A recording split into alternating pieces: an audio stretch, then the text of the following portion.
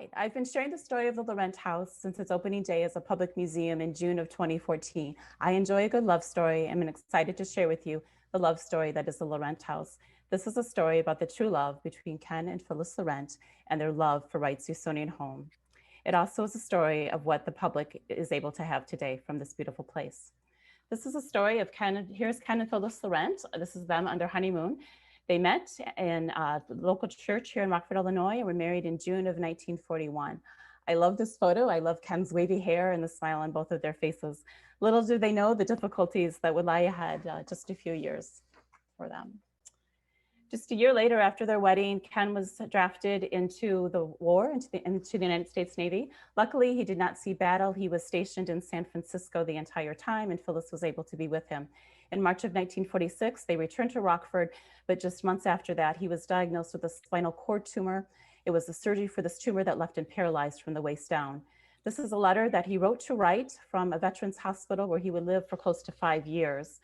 They learned about Wright through an article that they read on Laurent Pope's home, the Usonian home for Laurent Pope that Wright designed that is today a museum out in Falls Church, Virginia. This is copies of the 2-page letter that Ken Laurent sent. Here is a copy of the original floor plan that Wright designed for the Laurents. Our house is a hemicycle Usonian, one of less than 10 hemicycles that Wright designed. Hemicycle means the use of intersecting arcs for those who may not know the term. The original home is 1,400 square feet, 2 bedrooms and 1 bath. It would house only one family. The Laurents lived there for over 60 years. That's the house, how it originally appeared. I love the carport, and I've been told that car is a Hudson that you see there in the carport of that. Later, the Laurents would contact Wright to design an addition for them when they adopted their daughter. Unfortunately, Wright passed away before the addition was completed, but he did design it for them. They finished up working with John Howe. That is how the house looks today. There in the middle of the photo is where you enter the house. Notice that everything is at grade, so easily for the wheelchair to maneuver. I love the 7-foot tall Taliesin lamp that we have there at our entrance. The materials on that house are Chicago common brick and a red Tidewater cypress. At the right of the photo is the young family. Here is as you enter the home, you come into a compressed entryway, typical of Wright, where you enter into a compressed space and then are released into a more open area. Here you come into the main portion of the house. I love, if you pay attention on the left, you'll see how the beautiful board and battens continue that beautiful horizontal line through the house. The house is designed to be entirely from the perspective of Ken Laurent in his wheelchair. As you see here, it's perfect height for all of these tables, as well as for the furnishings that you see. So they're all designed to be just a little bit lower to accommodate his wheelchair. On the top right, you can see how he could easily maneuver from the wheelchair onto the banquette using just his upper body strength. Also, this height would leave him, if he's in his wheelchair, eye level with his guests on the furniture.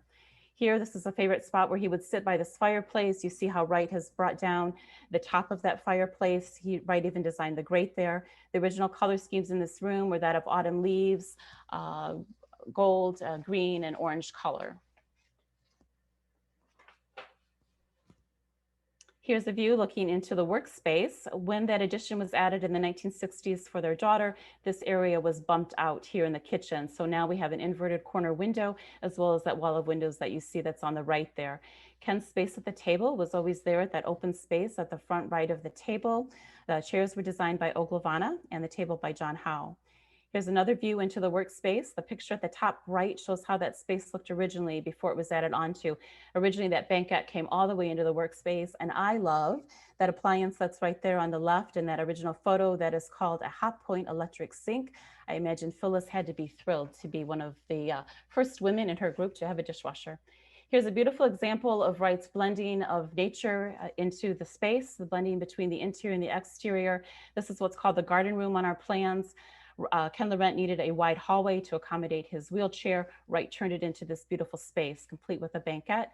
You see how the table works to pull over the edge. Here's a closer view of that. I love to say this is why I'm a docent here, because I get the privilege to sit here and enjoy a glass of wine while I read a Frank Lloyd Wright book.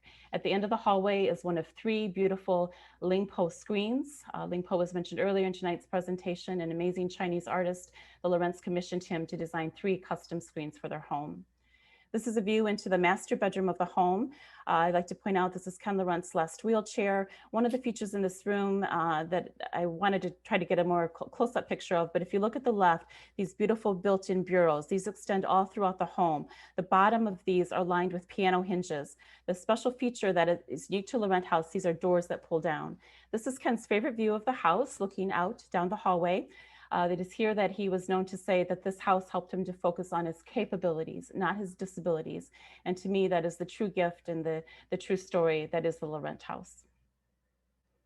If you exit to the right here, you will go out onto our terrace, and here's another view of the terrace here.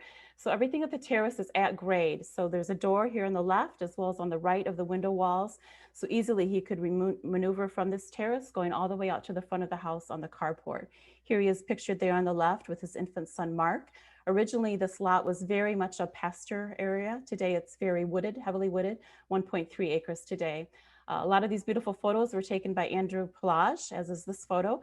Looking into the home, our house has beautiful recessed lighting. There are 60 of these lined with the red tidewater cypress that gives the home this beautiful glow. It's really amazing at dusk. It's my favorite time to be there. Another view from Andrew Pelage looking into the space. That curved wall of windows is approximately 55 feet long, and every other one of those is a set of French doors designed to open out onto the terrace. That would also allow a beautiful breezeway through the space there.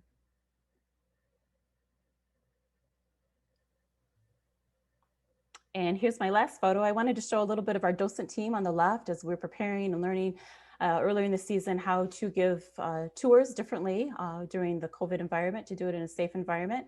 The top right are a few of our board members accepting an honor of the Laurent House to be placed on the Frank Lloyd Wright Trail.